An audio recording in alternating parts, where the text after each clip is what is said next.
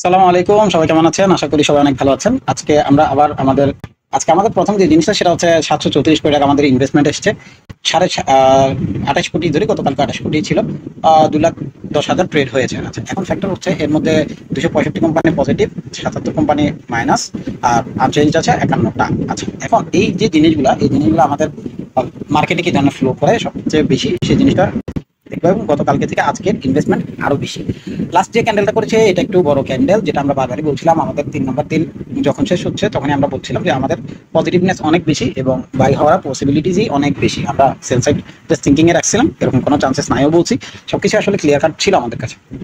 এখন ফ্যাক্টর হচ্ছে এই ধরনের ক্যান্ডেল এবং এটা আমাদের যে এরিয়াটা আমি বারবারই বলছিলাম 5,114 এর লেভেল, এই লেভেলটা আমাদের কাছে একটা মেজর রেসিস্ট্যান্স হিসেবে কি করবে, কাজ করবে বা করতে পারে। কেন করবে? তার কারণ হচ্ছে এটা আমাদের প্রিভিয়াস যে এরিয়াটা, আমরা যদি একটু ছোট করে দেখাই, আমাদের যে এরিয়া থেকে প্রাইসটা ড্রপ করেছিল, মূলত এই যে প্রাইস ড্রপ, এইটা এখানেই বারবার কি করছিল, সাপোর্ট করছিল। তো আমরা কি জানি, সাপোর্ট বিকাম রেসিস্ট্যান্স। তো সাপোর্ট বিকাম রেসিস্ট্যান্স যে ব্যাপারটা, এটা এখানে হওয়ার চান্সেস অনেক বেশি। অর্থাৎ আমাদের এই লেভেলটা আমাদেরকে রেসিস্ট্যান্স হিসেবে কাজ করতে পারে বা করাবে। এখন আমাদের নেক্সট এরিয়া কোনটা? আমাদের হচ্ছে এটা হচ্ছে 5,137 পর্যন্ত। মার্কেট যদি উঠে অনেক বেশি অবাক হওয়ার কিছু নাই। 5,134 থেকে 37-এর, সরি, 5,114 থেকে 5,137-এর লেভেলে 23-এর ডিফারেন্স থাকে।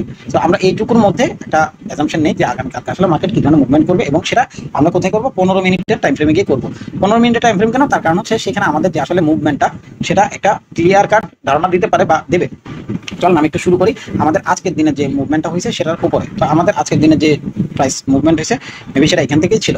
তো আমি বারবারই বলছিলাম, যেহেতু আমাদের এটা গতকালকেই বলেছি যে সাপোর্ট আমাদের এখন পর্যন্ত ব্রেকই করেনি, বা এটা আমাদেরকে মেজর সাপোর্ট হিসেবে মার্কেটে কাজ করাবে এবং মার্কেট উপরের দিকে চলে যাবে। তো মার্কেট আলটিমেটলি সেটাই করেছে যে আমাদের প্রাইস প্রথমে এটাকে ব্রেক করলো। এটাকে যখন ব্রেক করে ফেলছে, আমি বারবারই বলছিলাম যখন এখানে আসবে, এখানে আসার পরে মার্কেট রিট্রেসমেন্ট দেবে। মার্কেট রিট্রেস করার পরে আমাদের যে এরিয়াটা 5,000, এই অংশ 20 থেকে 60, 80, 40 এরকম একটা লেভেল, আমি ভুলে গেছি ছিল।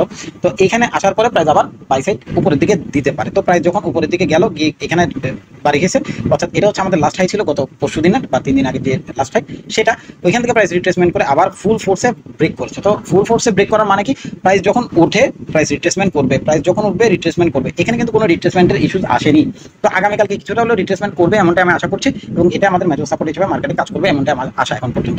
তো যেহেতু এখানে আমাদের আসলে সেরকম কোনো সেল সাইড কোনো এরিয়া নাই, মার্কেট খোলার সাথে সাথে কিছুটা উপরে যেতে পারে, যাওয়ার পরেই মার্কেট এটাই আমাদের সাপোর্ট হয়ে যাবে। এখান থেকে যাওয়ার পরে আবার প্রাইস নিচের দিকে আসবে, এবং সেকেন্ড সাপোর্ট হিসেবে মার্কেটে এটা কাজ করতে পারে এমনটা আমি আশা করছি।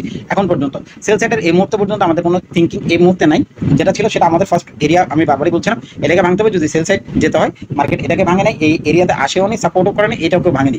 তো এগুলো যেহেতু করেনি, আমাদের আজকের দিনে আমরা গতকালকে বলে দিয়েছি মার্কেটের সাথে আমাকে থিঙ্কিং করতে হবে প্রত্যেক দিনের ব্যাপার অনুযায়ী। তো আমার আজকের দিনের যে থিঙ্কিং সেটা হচ্ছে প্রাইস কিছুটা রিট্রেসমেন্টে আসবে। কেন? প্রাইস উপরের দিকে গিয়েছে, কোনো রিট্রেস করেনি। তো কালকে এখানে রিট্রেস করে উপরের দিকে যেতে পারে, অথবা ওপেন করার পরে মার্কেট এর পর্যন্ত বা এখানে এসে সাপোর্ট করে উপরের দিকে গিয়ে তারপর আবার নিচের দিকে আসবে, এমনটা আমার আশা। তো দেখে আগামীকালকে মার্কেট কি ধরনের রিয়েক্ট করে। ধন্যবাদ, ভালো থাকবেন সবাই, সুস্থ থাকবেন। ধন্যবাদ।